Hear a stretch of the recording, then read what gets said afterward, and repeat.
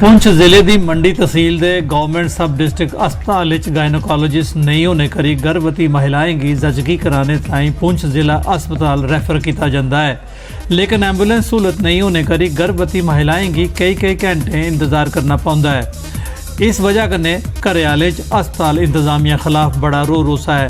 लोगों की मांग है जो मंडी सब डिस्ट्रिक्ट अस्पताल लेडीज़ डॉक्टर की मुस्तकिल तौर पर लाया जा। रात को अगर हम 1 बजे आए या 2 बजे 3 बजे आते थे और लेडीज डॉक्टर साहब यहाँ हमें पेशेंट के साथ मिल जाता था तो हमें परेशानी नहीं होती थी। अब ना है यहाँ लेडी डॉक्टर, उसको कहीं और बिठाया है तो यहाँ एक डॉक्टर बिठाया है, उसको आता जाता कुछ नहीं है तो वो जिले के नंगाली ग्रां च रवार दा एक परिवार बड़ी गरीबी च जीने की मजबूर है। इस परिवार के मैंबर दिव्यांगन, लेकिन अजे तोड़ी इस परिवार की सोशल वेलफेयर की किसी स्कीम का मासाहारा भी ला नहीं थो सकिया। परिवार का आखना है जे प्रधानमंत्री आवास योजना तहत उसकी पक्का मकान दिता जा, गुजारा करने ताईं ओदे घर आंगनवाड़ी सेंटर खोलिया जा। यानी असाने और ही ना दिता जा, और ना आके भी दिता जावे, असें ये साड़ा आके दिता जा। हम देना चाहते हैं, देखो सारा मकान भी गिरया हुआ है, वो भी नहीं असें दिता गया। गोल्डन कार्ड को बेनिफिट नहीं दिता गया और असें राशन कार्ड भी को बेनिफिट नहीं दिता गया।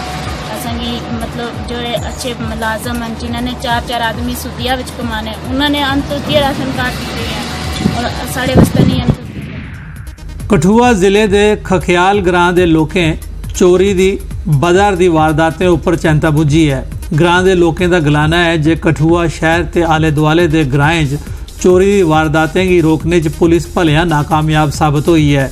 लोगों SSP कठुआ अगे अपील की है जो सन मारने की वारदातें उपर नकेल पाइए, लोगों छाए दे डर त्राह की दूर करन।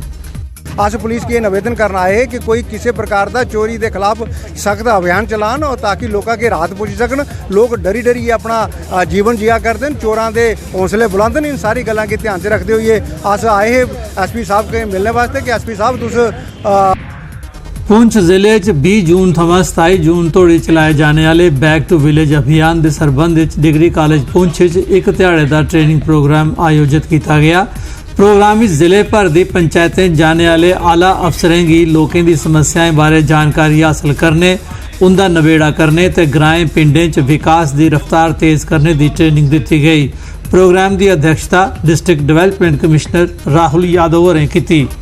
हमारी जो डिफरेंट गांव की जो रियल पिक्चर है वो सामने आ पाएगी और एक बहुत ही पहली बार इस टाइप की एक एक्सरसाइज की जा रही है और बहुत ही बड़े लेवल पर ये एक्सरसाइज की जा रही है। तो मैं इसके लिए जो हमारे जितने भी ऑफिसर यहाँ पर इन्वॉल्व हैं इस प्रोसेस में, उन सबको जो है ये उम्मीद करता हूँ कि उन सबसे जो है कॉपरेशन मिलेगा और बहुत अच्छी तरीके से ये काम यहाँ पर किया जाएगा।